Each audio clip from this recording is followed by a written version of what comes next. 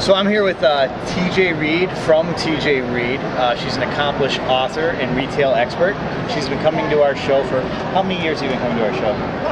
As long as it's been here, I mean, it's like 20 since 1995 in the old Debbie Reynolds hotel rooms. Yeah, so 20 years.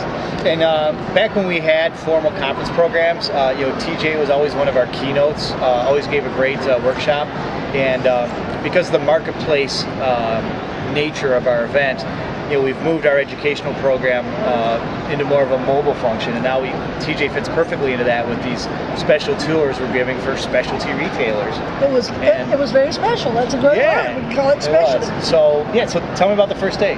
Oh, it was wonderful. We limited. Let's talk about the vendors first. Yes. You and I invited vendors, and what we were looking for were vendors who we would call specialty store friendly. In other words, a vendor who didn't expect somebody to buy a gross of something. They would understand they might want 4 pieces or 6 pieces, and they might only write a $500 order. So we found 10 vendors who were wonderful about that, and then we invited retailers to come and go visit. And I think the first tour at 1 o'clock, I had 12 people. The second tour at 3 o'clock, we had 12 or 13 people. And we just went to each one of these 10 vendors. I spent about 15 minutes before the actual show walk explaining to them what specialty store buying at off-price means. Because a specialty store can't come to off-price and buy everything for their store. They're regular price stores, but off-price merchandise is exactly what they need to boost their bottom line. This is how they make money. This is how they get the maintained markups that they need by enhancing their inventory with off-price merchandise, whether it be from a jobber or a manufacturer who's labeling, off-price lookalikes, whatever. But it was just a wonderful event. Just a wonderful event. Terrific. And we're pleased because many of the buyers that came were clients of TJ's or had heard about it and had never been to the show before. Yes, over 50% of the people had never been to off-price before. There was one lady who said she came 3 years ago and got so upset she couldn't find anything, she didn't know where she was, she left and said she'd never come back again. Yeah. So it was nice to introduce them to off-price in a friendly atmosphere.